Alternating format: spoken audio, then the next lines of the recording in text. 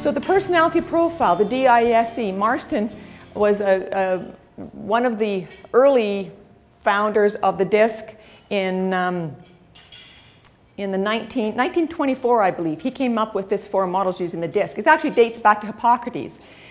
And they measured behavioral profiles in 4 different ways.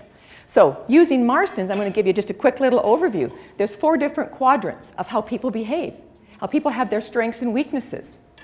And if we can understand how someone behaves, doesn't it make it easier for us to communicate to them? Think of your children. I had a family in Tennessee who contracted me to help them with their family. He said, oh my gosh, I can't understand my daughter. Well, it turns out that she was 16,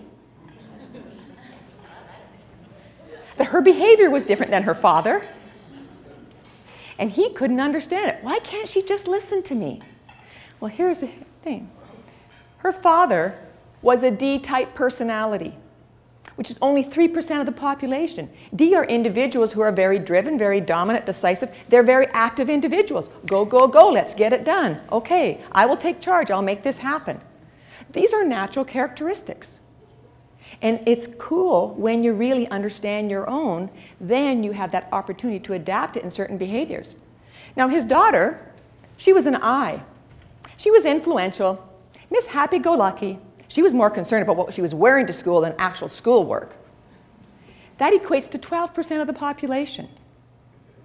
They are individuals who love to chat, love to visit. They are on the side of, over here, people-oriented. She was more concerned about people than her father over here was task-oriented. 2 kind of different sides of the quadrant. Now, the next category that Marston created was a S. These are individuals who are steady. They're very stable. 69% of the population are S.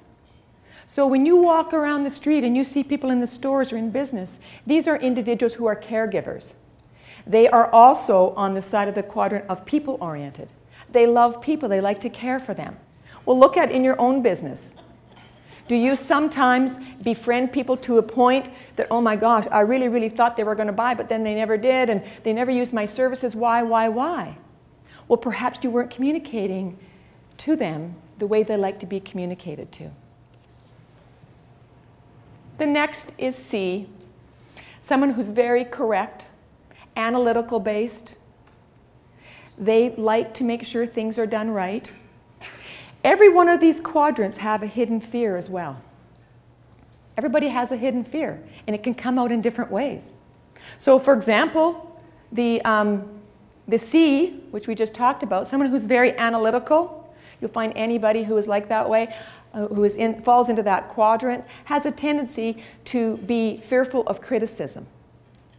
Now that's not bad. The reason they're fearful of criticism, and this is a part where you really sharpen your pencil and understand it, the reason they're fearful of criticism is because they want to do things right. So how can you help them?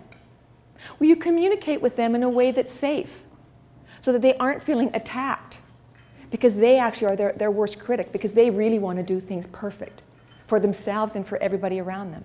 So if you have someone in your office who's like that, and you had someone who's like an I who's a polar opposite, you know, the I's going to come into the office, hey, da, da, da, da, da, you know, this is what happened last night, and let's go for lunch, and da, da, da, da. And the C is going, oh my gosh, no, I got to get this report done first.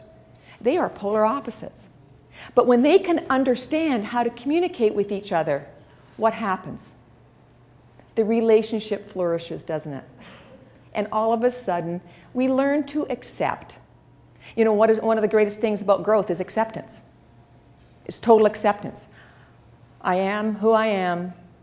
If I want to be something different, I got to make a change. But I accept me and my business where I am today. And what can I do to change it? Because so many people fight against acceptance. People are who they are. Our job with the power of knowledge is to learn how to better communicate to them. I do planning for businesses small and large across the nation. And one of the greatest gifts they said they've ever had is to really understand their personality characteristics. Now, there are many people who are schooled in the knowledge. They know it. The next step is applying it, making it a part of who you are in your communication in your business. We know if we want to build a great relationship and get the best out of this person, whether they're working with us or whether they're our friend, then we need to understand how to communicate with them. Again, if we want individuals to bring value to our businesses, we really need to understand, where do they play best? Coaches, they know where to plug those players in based on their strengths and weaknesses. Apply the same sort of tool. This is just one tool.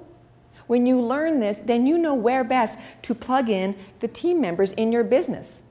And even if you don't have a full staff, if you hire a virtual assistant, the same thing is important.